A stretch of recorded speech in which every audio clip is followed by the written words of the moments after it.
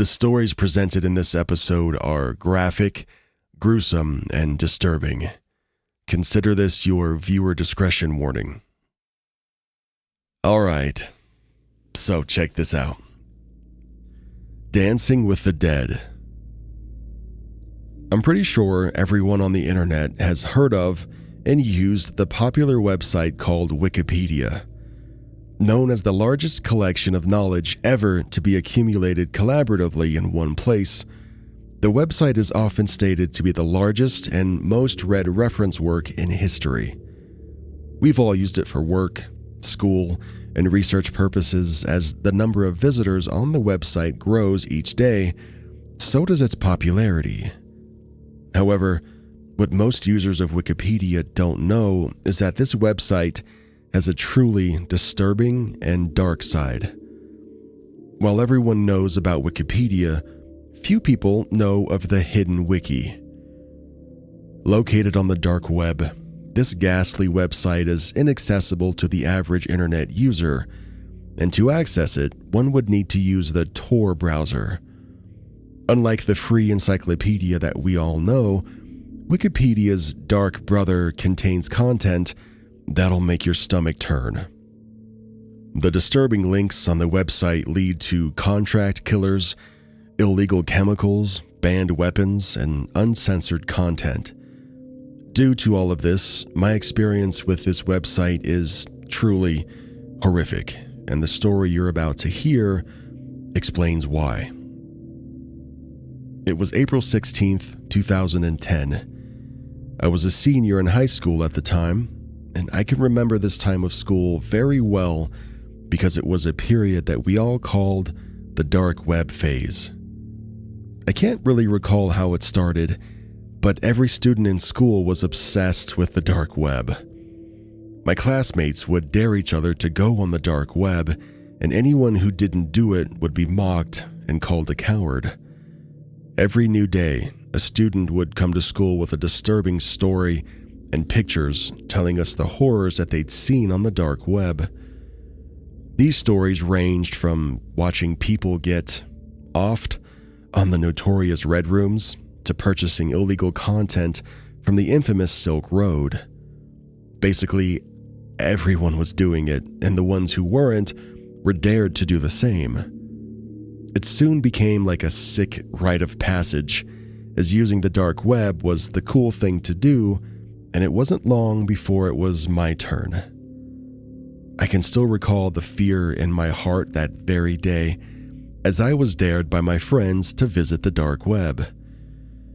Even in my late teenage years, I didn't do well with morbid or disturbing content, so I wasn't sure if I was going to go through with it.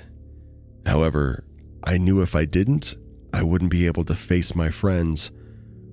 Looking back on it now, even if I was terrified, the peer pressure to do it was overwhelming.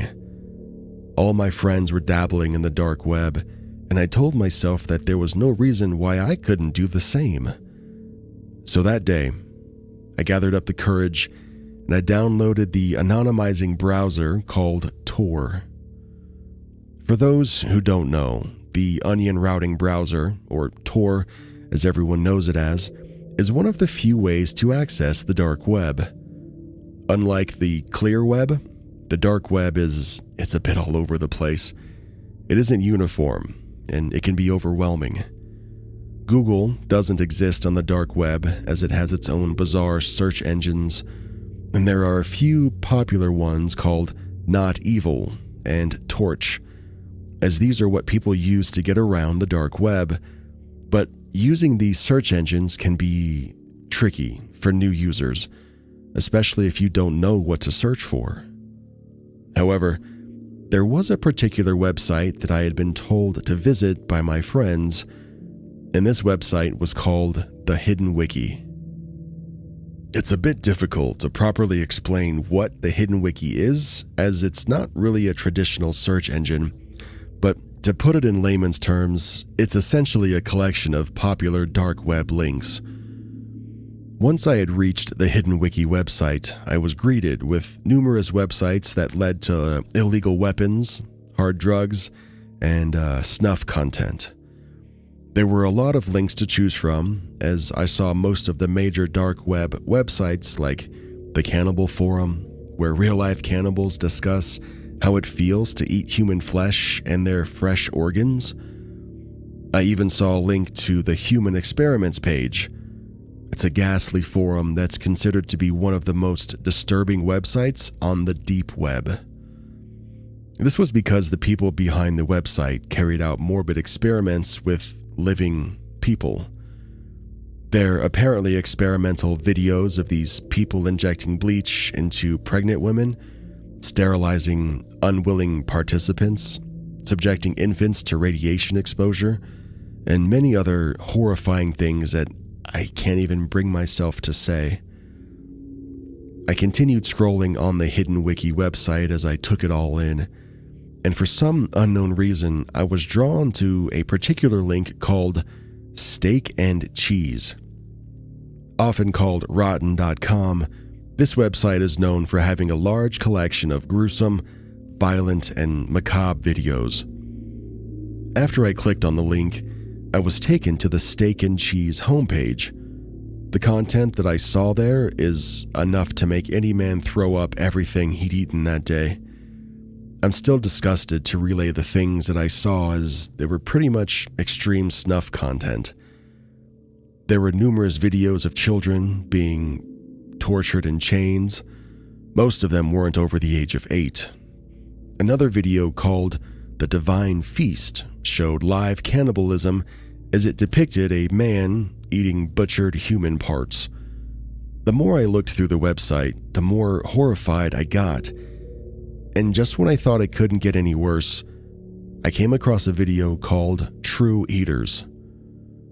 I saw the horrific frames of the people in the videos as they were happily ripped apart like little animals, like kittens and rats, before shoving the animals' carcasses down their throats.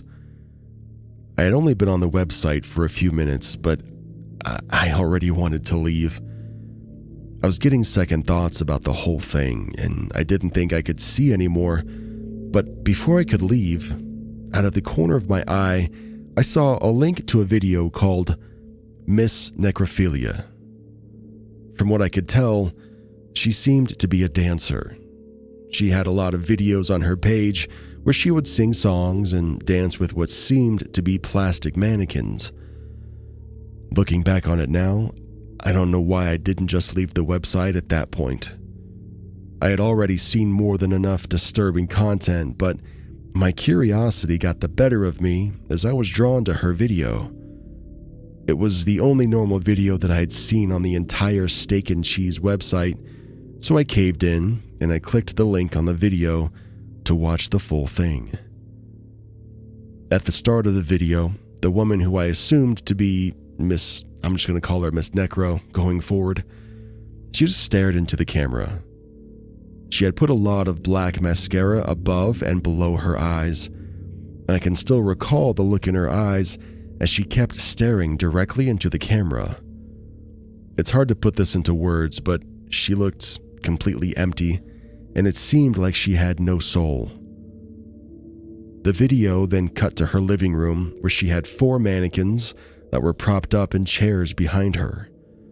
The living room had better lighting, so I was able to see better. But that's when I realized that there was something odd about these mannequins. For starters, they looked a little bit too lifelike, as the hair on the mannequin that resembled a man in his 40s looked a little bit too real. I also had similar thoughts for the other 3 mannequins. The first 2 were mannequins of 2 small kids, a boy and a girl that looked like they were around the ages of maybe 9 or 10. As Miss Necro carried the mannequins around, I noticed the movements of their fingers, and it looked really off. And I had a gut feeling that was telling me this was wrong. Even with the bizarre way the first 3 mannequins looked, it was the last one that threw me off the most. This particular mannequin resembled a 10-month-old infant, but what bothered me about this one was the fact that it looked like a pale, life-size doll. Miss Necro then picked up the bigger male mannequin, and as she began to dance with it, singing in an oddly jolly tune, I couldn't tell what she was singing as the song was in another language, but as she danced around, singing with her mannequin, it felt like there was something I wasn't seeing. And then it hit me. The horrific realization finally dawned on me when Miss Necro brought the life-size doll closer to the camera while dancing, and out of the corner of my eye, I saw it. Thousands of maggots were all over the male mannequin that she was dancing with, and that's when my brain finally put it together. These weren't mannequins or life-size dolls. These were corpses. They were all stiff and embalmed in something, which is why I mistook them for mannequins at first. If she hadn't brought them closer to the camera, I would have never realized that they were starting to rot. I opened my mouth to scream, but nothing came out. My mind struggled to comprehend the gruesome atrocity that I had just seen, and I was frozen in shock. I'd tried to find an explanation as to why a woman would be dancing with rotting corpses in her own living room, but I couldn't. Things took an even more morbid turn when I noticed the picture in the background. It was a family picture that showed a pregnant Miss Necro, her husband, and her 2 kids, and they all had a striking resemblance to the corpses. My stomach couldn't take it anymore as I could feel the bile in my stomach rush towards my throat. Even after throwing up my lunch, I still couldn't move as I was transfixed to the screen, and I couldn't even bring my hands to stop the video. Looking back on it now, I don't know how long I stayed transfixed to the screen. It could have been 15 minutes or more, but after some time, a dialogue box popped up on my screen, and it snapped me out of this horrific trance. The odd chat box came from an anonymous chat room on the dark web, and the message read, "You've been watching this video for a really long time, buddy. I'm guessing you enjoy Miss Necro's content. I'm also a huge fan of hers. You know she takes requests, and I'm sure Allison will make the perfect candidate as the next dancing corpse. After all, she takes ballet classes." My heart dropped to my stomach once I saw the name Allison, and I let out a guttural scream. I told myself that it couldn't be, but I didn't believe in coincidences. Allison was the name of my 12-year-old little sister. I had no idea how the person on the other side of that chat knew that. What disturbed me even more was the fact that she had ballet classes after school, and they were held every Monday, Wednesday, and Friday. I looked at the date again. It was the 16th of April, 2010. It fell on a Friday. With adrenaline and fear rushing through my body, I got my phone and I dialed the police. I was talking so fast that I was basically incoherent. Even after my call, the police thought it was a prank call, so I immediately called my mom and I asked where my sister was. She told me that school was over and that she had just dropped her off at her ballet classes. I then urged her to call the ballet school and confirm that Allison was still with them, but when she called, the school told her that Allison was nowhere to be found. All the color drained from my face as I thought the worst. I tried to explain everything, but I couldn't find the words. I knew this wasn't something I could properly explain over the phone, so I rushed to my mom's office. It was pretty close to home, so I was able to get there in about 8 minutes. I arrived there, panting and out of breath, and I took a few seconds to calm down before telling my mom everything.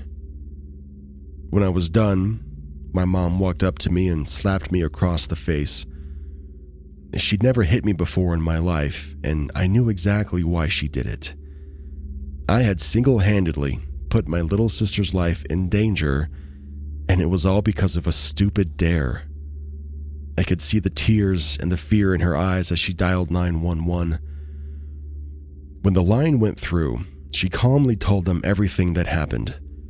We were told to wait for at least 24 to 48 hours before declaring her missing, but my mother pleaded with them to do something now as she felt time was of the essence.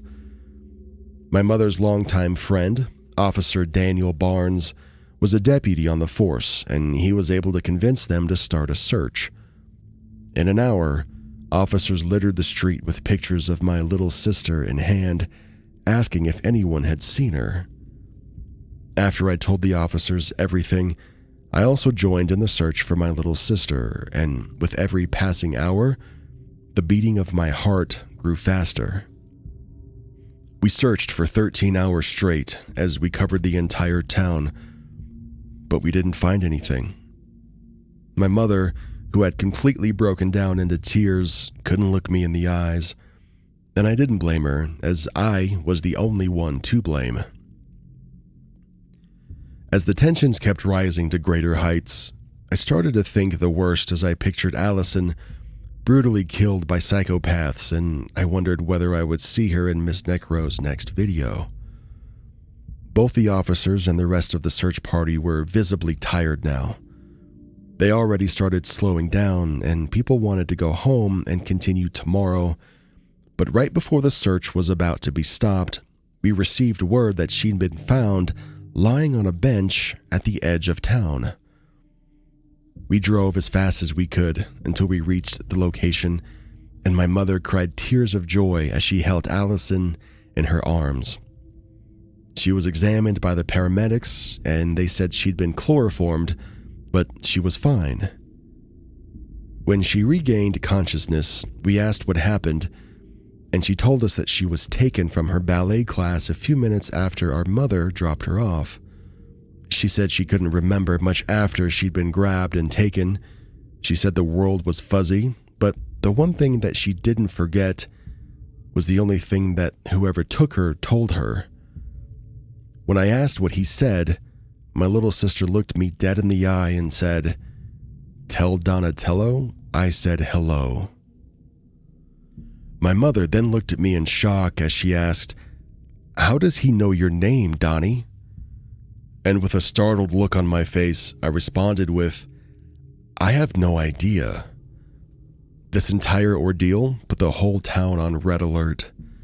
Our family had to move in with my mom's sister, and the authorities monitored our home to make sure it was safe.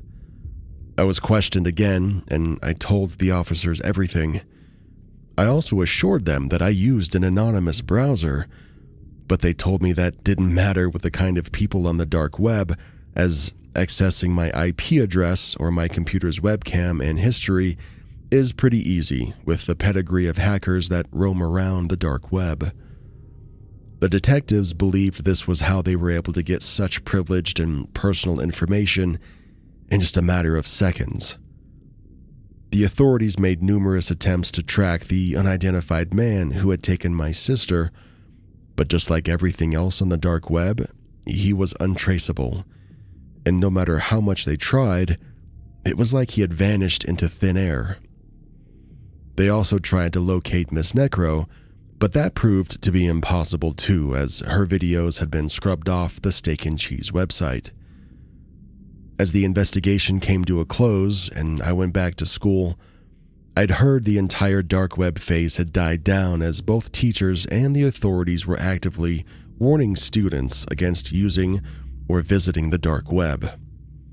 It took a while for our family to get over that incident. My mom said that she had forgiven me, but I could never forgive myself for what I put our family through. So please, to all who are listening, take my story as a warning to stay far away from the dark web, because while it might seem, fun to you at first, I know full well that a simple link from the dark web can scar you for life. The story you just heard was based on an anonymous report made from the town of Franklin, Tennessee, to the Franklin Police Department on the 16th of April, 2010. The FPD deputy at the time had received a frantic call from an unknown caller that afternoon, and the caller was apparently screaming about how he'd seen a strange woman dancing with corpses on the dark web. The caller then told the deputy that he believed he and his family were going to be killed by the woman in the video because she wanted to dance with their corpses next. But before the deputy could have said or done anything, the line was cut. Numerous attempts were made to contact the panicked caller, but he never picked up his phone. The Franklin authorities then tried to trace the call, but that proved fruitless as it was hard to pinpoint the caller's exact location. With no way to track down the caller, the detectives tried to find the unidentified woman who was dancing with corpses and uploading the videos onto the dark web. While they were able to find records of dark web users who had witnessed and watched these morbid videos, they weren't able to find the woman or the original videos, as they had all been scrubbed. With absolutely no leads, the case was never officially opened or pursued. As the years passed by, the case went cold, and it was eventually forgotten over time. But to this very day, no one knows what happened to the frantic caller or the bizarre woman the detectives named the macabre dancer, who's still out there somewhere, filming herself dancing with corpses and uploading these disturbing videos onto the dark web.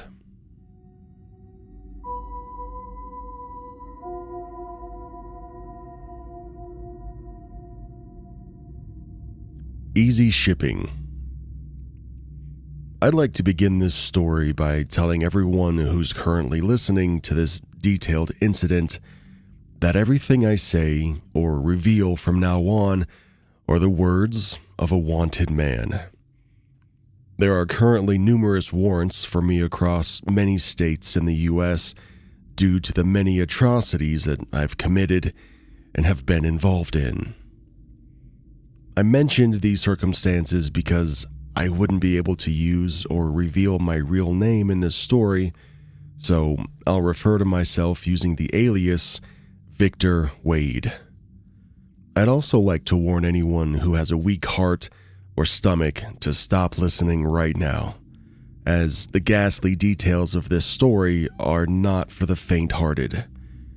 But if you think you're brave enough to sit through it, I'm about to reveal the deepest and most horrible parts of the dark web.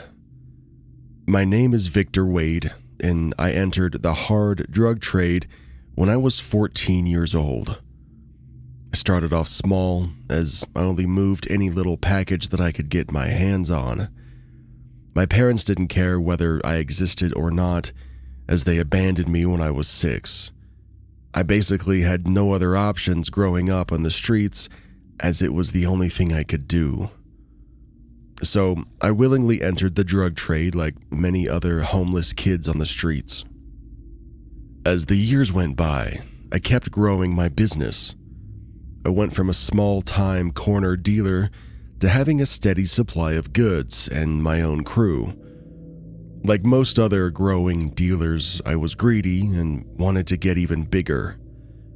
It wasn't long before I started making plans, as at the time I knew of a platform that would take my business to new heights, and that platform was the dark web.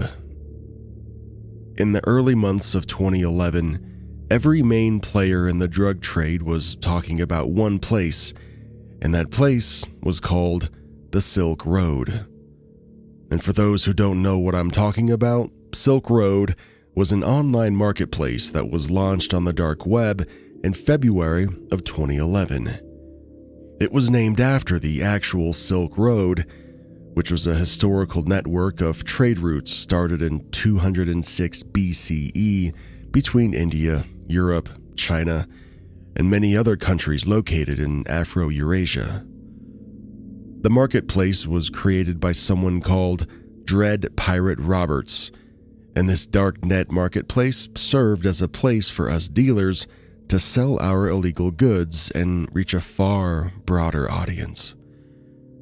I told myself that the Silk Road online marketplace was the perfect tool to take my business to the next level, but I also knew that the only way I could access it was by diving into the dangerous place that is the dark web.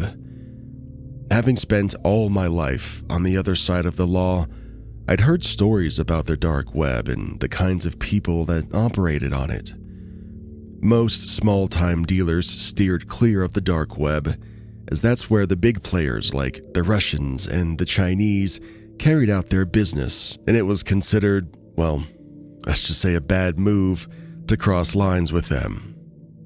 However, my ambition was far greater than my fears, and despite all the warnings that I'd heard in the past about the dark web, I moved forward with my plans.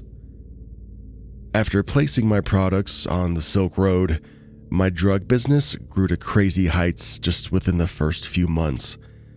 Things were going so great that I started to diversify my product line as I began selling ketamine, LSD, and ecstasy in addition to my main product, which was cocaine. The party drugs were my best sellers as they were really in demand at the time, and the orders, they just kept coming in. The dollars continued piling up as the months passed by, but while my business was good, a few things weren't perfect. I started to notice these issues during the later months on the Silk Road marketplace, as despite my high demand, I was still having issues with shipping. I quickly realized that one of the reasons for this was most of my clientele on the dark web were located all over the country. It was pretty easy getting packages to the clients in my area, but things got much harder whenever I had to deliver to clients who lived in farther away or in areas that I couldn't easily reach. Due to this issue, most of my distant deliveries fell through, and it wasn't long before I began to lose some of my regular clients. Things got even worse as time passed by, and I continued to lose a few more clients with every passing month. I didn't like the loss of potential business, so I tried everything in my power to fix the issue, but it all seemed fruitless, as the anonymous nature of the dark web made it impossible to get the clients back. However, just when I thought I couldn't do anything to solve my growing problems, I received a strange message that held the answer to all of my issues. The day was the 18th of April, 2011. I was on the dark web, going through the Silk Road marketplace and checking if I had any new orders when a message box popped up. I received the bizarre message from an anonymous chat room that I had been using earlier on the dark web. I double-checked to see if my laptop's webcam was covered, just to be cautious, and after making sure no one could see me, I opened the message. After reading its contents, I found out that the message was sent by an organization called Easy Shipping. They were a ghost shipping service that quickly got products from sellers on the dark web to far-off clients. Numerous questions filled my head after seeing this message, and while the Easy Shipping dark web organization looked like the answer to my delivery problems, it all seemed too good to be true. One of the many things that bugged me the most was the contents of the message, as the text from the Easy Shipping organization read, "Greetings, fellow businessman. We've been monitoring your product page on the Silk Road marketplace, and we've noticed you've been losing clients that aren't in your area due to shipping issues. These issues are a common occurrence among other businessmen on the dark web, which is where our organization, Easy Shipping, comes in. We're the one-stop solution to all these problems, and if you'd like to do business with us, we'll plan out an in-person meeting to personally show you our shipping methods." Everything about this message screamed untrustworthy, as one of the first things I asked myself was how they knew about my shipping issues and why they were monitoring my product page in the first place. The second thing that I found extremely odd was the fact that they wanted to meet face-to-face so that they could show me their shipping method in person.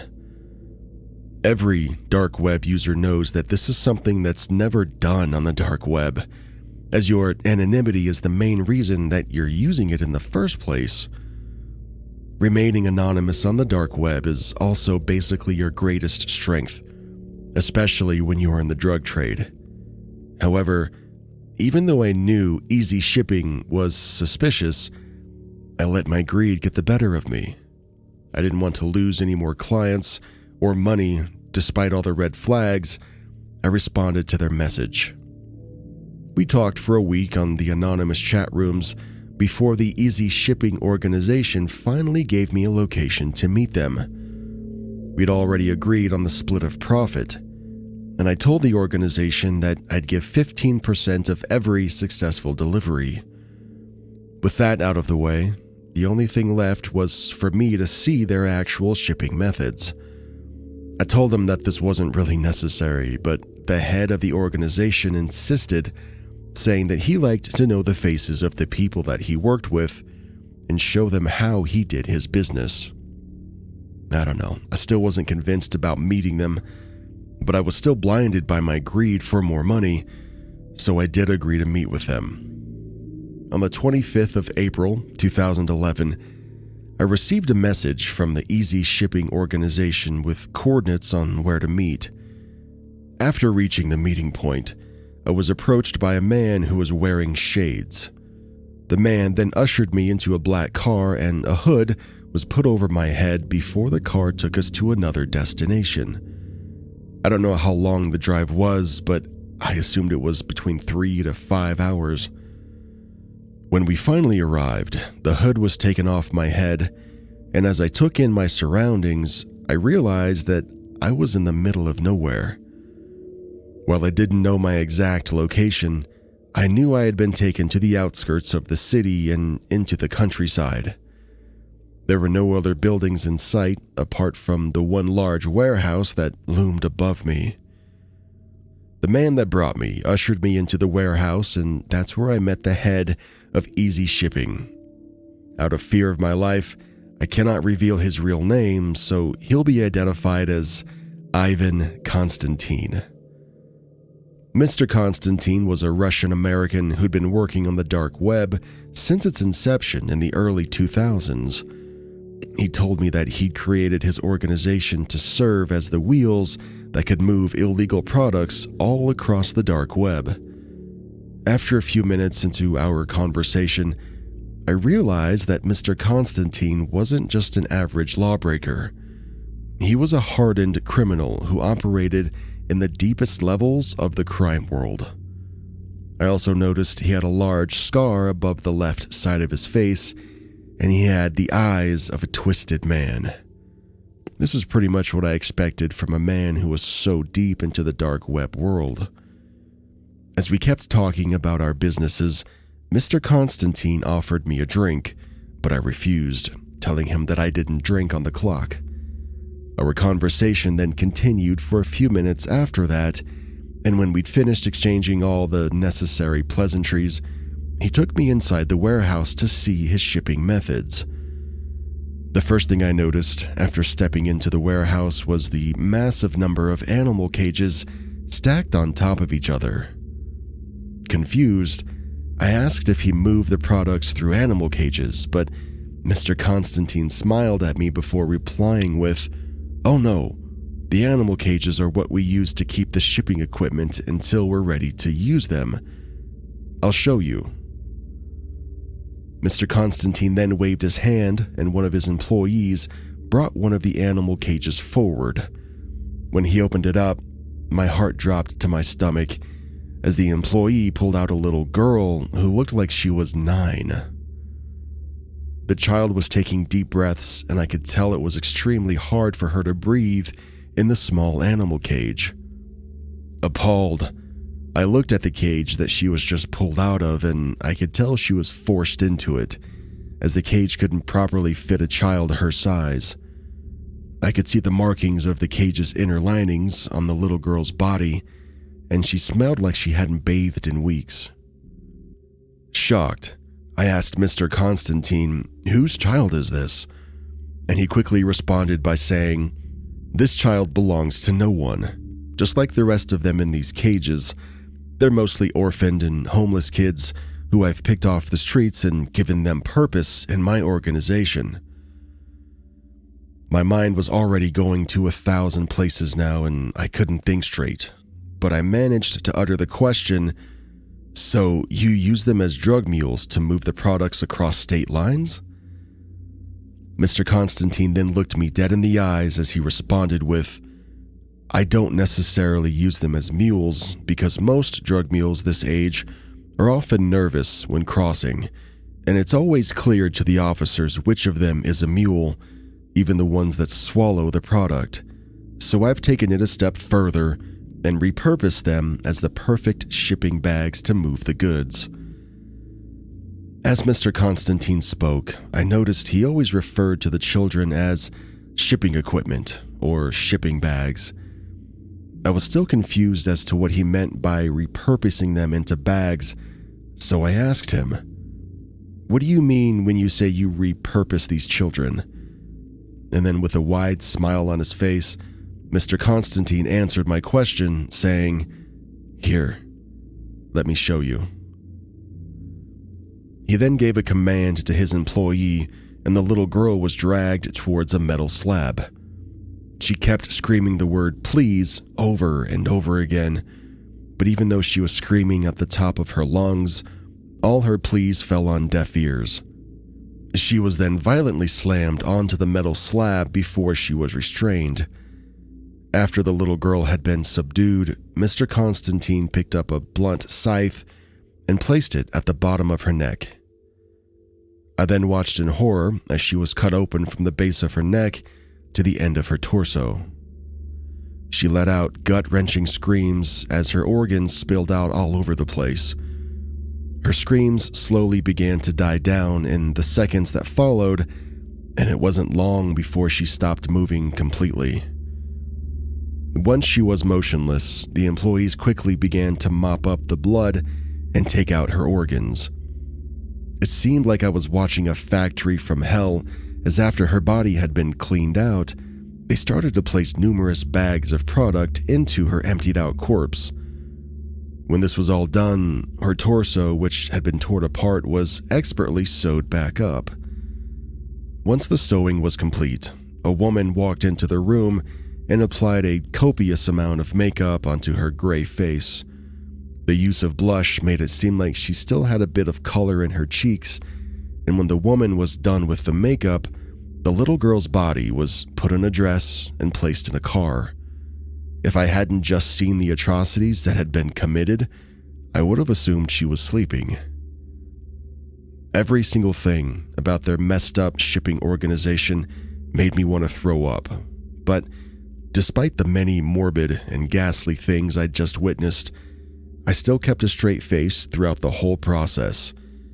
I could tell Mr. Constantine was watching me out of the corner of his eye, and I knew that if I showed any sign of weakness or objected to the horrors that I'd seen, he would kill me immediately. It was then I had the horrific realization as to why Mr. Constantine wanted to meet in person and show me the shipping methods. He wanted to make sure that the people he did business with were just as hardened and evil as he was. This disturbing process was then repeated numerous times with a couple of other children, and when it was finally over, Mr. Constantine then looked at me and said, "You're a real businessman, Victor, because not many men can see what I just showed you and keep a straight face." I gave a weak smile before Mr. Constantine continued with, "These are my trade secrets, and so far it's been the best and most effective method of using these mules. Killing them and clearing out their entrails solves a lot of problems, especially when it comes to suspicions, as these mules can't show any expression when they're dead.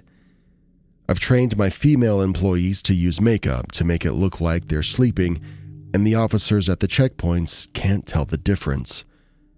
I often put them in vehicles with two movers that play the role of their parents, and most of the officers who stop the vehicles at the checkpoint don't pay any attention to them, as they don't want to wake up a sleeping child." Horrified, I asked him, "How long have you been doing this?" And Mr. Constantine said, "Since the very beginning of my organization." This genius idea came to me when I realized that sniffer dogs aren't capable of smelling illegal drugs inside the human body. So I asked myself, what good were these children polluting the streets if I could repurpose them as bags for my shipping organization? I preserve most of them as much as I can, using a few preservatives or keeping their bodies in the freezers when they're not in use. The only downside is that they eventually start to rot on longer trips, so I have to cut open new ones every now and then. The details of his shipping methods just kept getting worse, but there was still something that I needed to know, so I asked him, "Where do you bury the decomposed bodies?" And Mr. Constantine replied saying, "I don't need to bury them. I have a few clients on the dark web that pay high prices for children's rotting corpses, so nothing goes to waste." I couldn't believe how evil and vile Mr. Constantine was, as he didn't even have the decency to bury these kids after he'd mutilated and used their bodies, and everything about him just truly sickened me. When all the bodies had been placed into vehicles, Mr. Constantine offered to show me the ease and effectiveness of his shipping methods firsthand, and I was ushered into a minivan with the little girl's corpse and a female mover. Mr. Constantine then told me he would see me on the other side. I and the female mover then went on a drive across the nearby state line, and just like Mr. Constantine predicted, the officers whom we met on the way assumed we were a family, and they didn't even blink an eye at the little girl's body that was laying in my lap. We eventually arrived at another secluded warehouse in the next state, and Mr. Constantine was already there waiting for us. The little girl's body, in addition to the rest of the children's corpses that had been moved to the new warehouse, were cleared out of the products that had been stuffed into their torsos. The bodies were then placed in a freezer, and the drugs were packaged and sent to their buyers' respective locations. When it was all said and done, Mr. Constantine looked at me and said, "I like my business to be transparent, which is why I showed you exactly how I'm going to move your product. I hope you can have the same transparency with me as my new business partner when we move more packages in the future, and I'm looking forward to all the dollars that we're going to make." He then shook my hand and told his employees to put a hood over my head and to take me back to the coordinates where they had found me. Once I had been dropped, I let out everything in my stomach. I just couldn't stop throwing up. The horrors that I had witnessed had scarred me so much that I emptied out all the money that I had made and went into hiding in a completely different state for the following weeks. By doing that, I was now wanted by the authorities and the Easy Shipping organization, as I left them with no explanation after I had just become a business partner. While I knew that I had willingly put a bullseye on my head by running away from the drug trade, I wasn't able to condone the horrors that I'd seen at the Easy Shipping organization, and I didn't want to be part of their business, even if it meant I'd been given a death sentence by leaving after I'd seen all their secrets. It's been about 13 years since this happened, and unlike many other drug dealers, I managed to escape with my life. I'm still a wanted man, but I've managed to stay low and to keep myself under the radar for all these years. I've also sworn never to return to the drug trade ever since that day. I don't know why I chose to tell this story now, and I still can't tell whether I did it out of guilt or remorse, but I just wanted to let the world know because after seeing those atrocities, I realized that I could have easily been one of the many homeless children that are still being cut open every day and filled to the brim with cocaine and other illegal drugs. There's a high chance that I might lose my life after revealing all this to the public, but I've already come to terms with that. Looking back on it now, I've just realized that I always knew the world of hard drugs was dark when I became a drug dealer, but I never knew how much darker it was on the dark web. The things that I saw are enough to make a grown man lose his mind with every passing day, and I try my best to forget these horrors. Lastly, to any of you listening who are currently ordering drugs off the dark web, I truly hope this serves as an eye-opener to you. I'd like you to take my words as advice, and while I'm fully aware that I have no moral high ground to stand on when telling you this, as I was a former drug dealer, I truly hope that you remember these horrors the next time you want to order Molly or Coke from the dark web.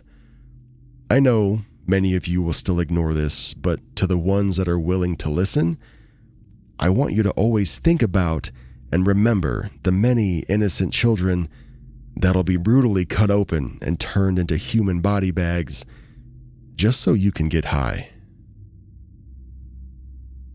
The story you just heard was anonymously shared online by a former drug dealer who worked on the dark web.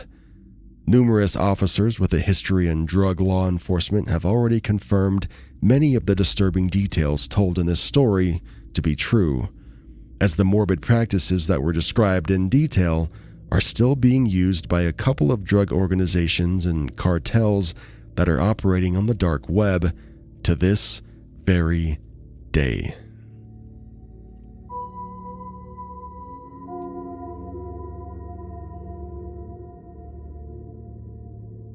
Last requests. I wasted 4 years of my life in college getting a degree in art history. When I was done, I had nothing but a stupid piece of paper and a lot of bills to pay. I had been looking for a job for the past 2 years, but everything I tried to do just kept failing. I eventually got a job at the local supermarket, but with the measly pay, I was basically living from paycheck to paycheck. It didn't take long before I raked up a huge credit card bill, and I knew that I had to do something fast to get myself out of the situation. I remembered my college days, and I recalled a few of my friends who had dropped out because they had all found a very lucrative side hustle. They tried to hide it, but I knew they had all become cam girls. I don't know, I frowned on it at the time, but being in my current situation, I was willing to consider anything. I began to do some research on how to get into it, but the deeper I dug, the more I realized why I was so against it at the time. I knew that I wasn't comfortable bearing it all on the internet to some random strangers, and no matter how much I tried, I knew my body just wouldn't let me do it. I was about to give up when I came across something. It was a strange mini ad that read, "Are you a cam girl looking for good pay? Then sign up to Dripping Red Fantasies, where you can make and decide your own rules." The goth girl that was displayed in the ad was more or less fully clothed, and that grabbed my attention as I was looking for something where I wouldn't have to expose that much skin.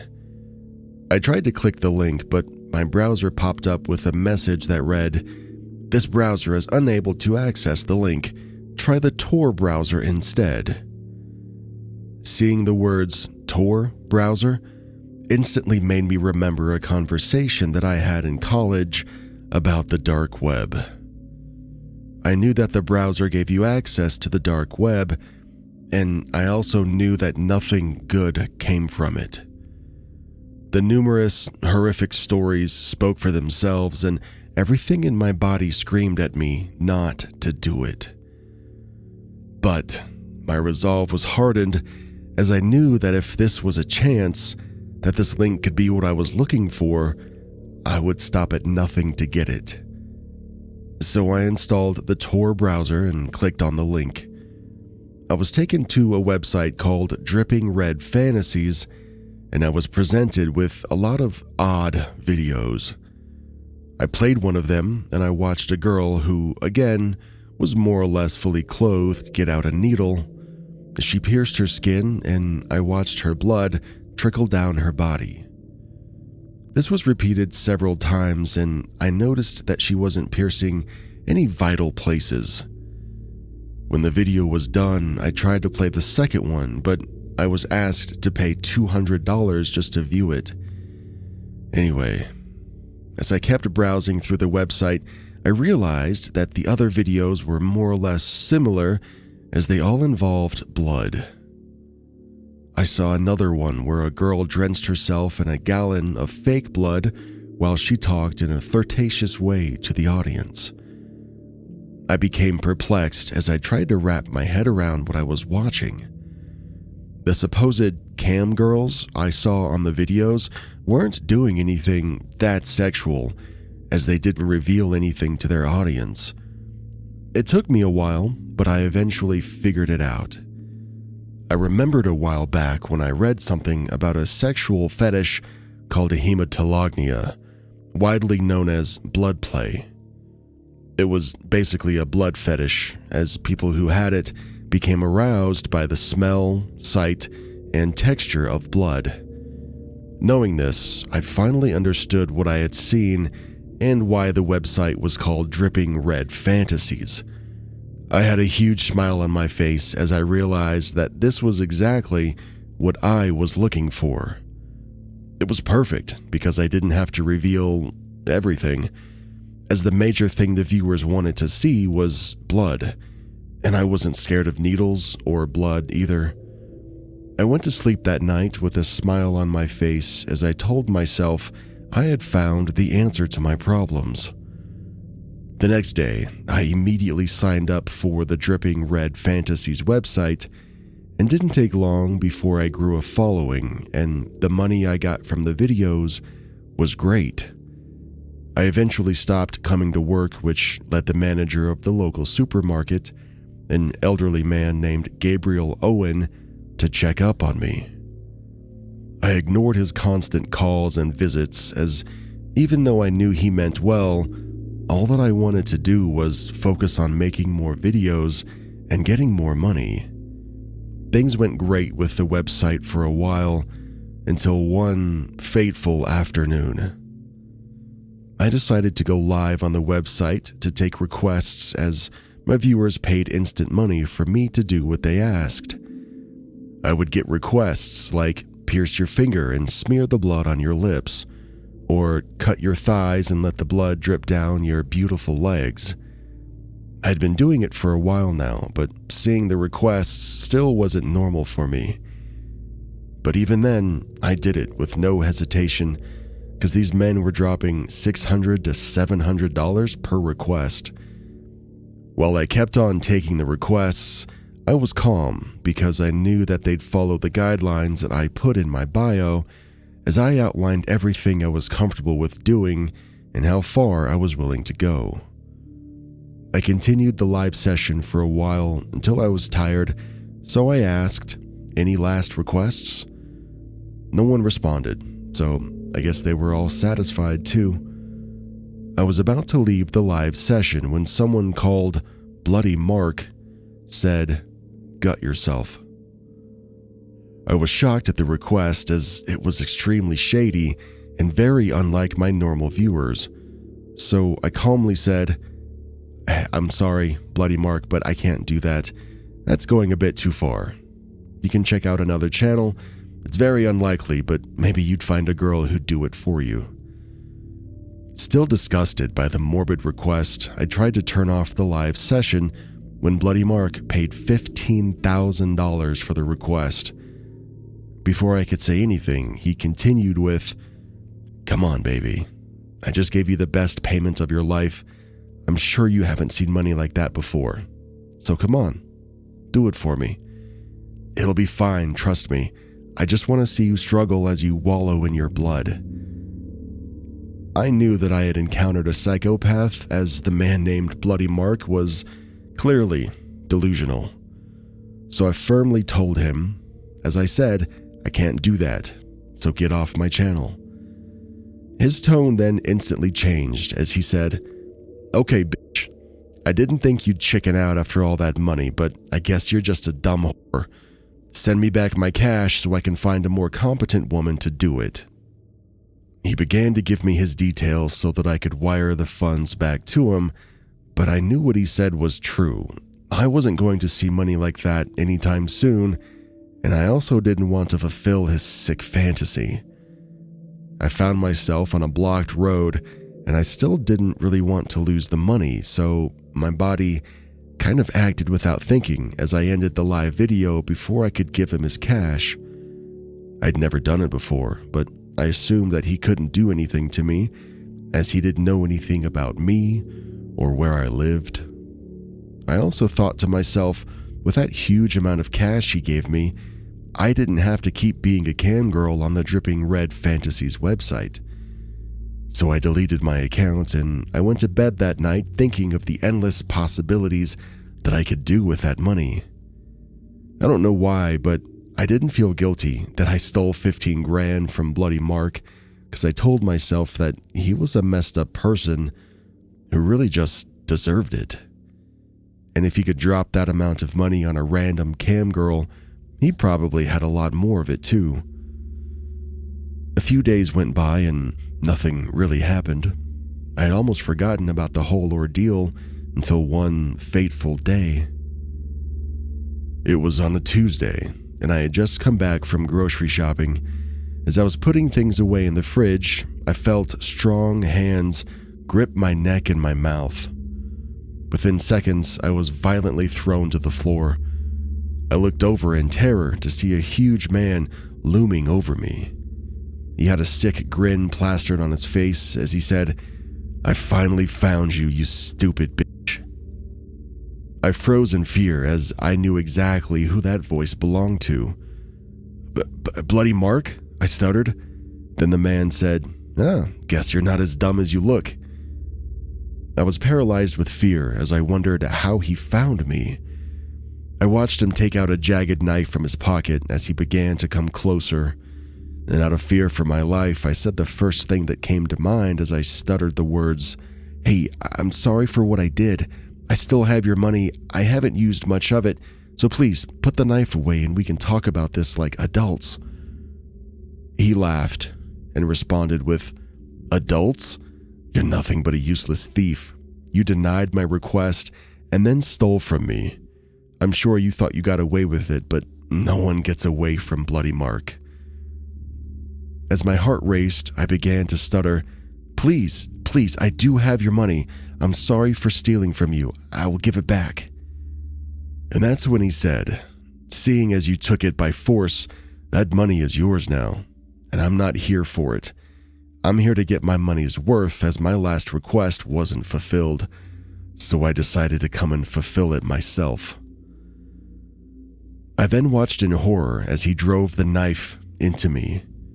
I instantly felt the blade inside me as immeasurable pain began to ripple through my body. As my blood spilled out, I watched him dip his hands into the small pool of blood like an ecstatic toddler and rub the blood all over his face. The scene was morbid as I watched him get more and more excited. He began to touch himself while he watched me die. As I laid there, bleeding out, I tried to scream, but I knew it was hopeless because no one was close enough to hear me. The world around me became dark as I thought this was it for me. Nothing but regret filled me as I told myself that if I had just kept my normal job and been content, none of this would have ever happened. I had become obsessed with the thrill of making that much money, and it turned me into a thief, and now I was paying the price for it. My eyes began to close when I heard a loud thunk sound. I saw Bloody Mark fall to the floor with a gash on his head as I heard his voice say, "Sally, are you all right?" But before I could make out the face, I blacked out. I woke up in the hospital, surrounded by my family. The cops shortly entered my room and asked me questions, and I told them everything that happened. When the questioning was over, I remember asking who saved me, and I was told it was my former boss, Gabriel Owen, who had called the police. The police officer told me, he said he was going to check on you like he normally did, and upon seeing the scene, he reacted quickly and he struck your assailant and saved your life. After hearing that, I felt my eyes tear up as I began to cry my heart out. It's been 2 years since this incident. The man named Bloody Mark, whose real name was Mark Jones, was imprisoned for attempted murder. I was also charged with grand theft as I did steal a large sum of money. Those funds were seized and my lawyer managed to keep the sentence to 1 year of just community service. By convincing the jury to take into consideration that I was attacked and almost killed, he told them that I was completely willing to give back all the stolen funds. When I was done with my service, I went back to my former job at the local supermarket to work with the man who saved my life. My parents began to support me so that I wouldn't have to do anything like that again. Even though I wasn't getting as much money as before, I was content because I realized that, like everyone else, I was obsessed with getting fast money, and I let it consume me and ruin my life. But now, I've learned to take things slow and cherish the better things in life, as I experienced firsthand why many people say that money is the root of all evil.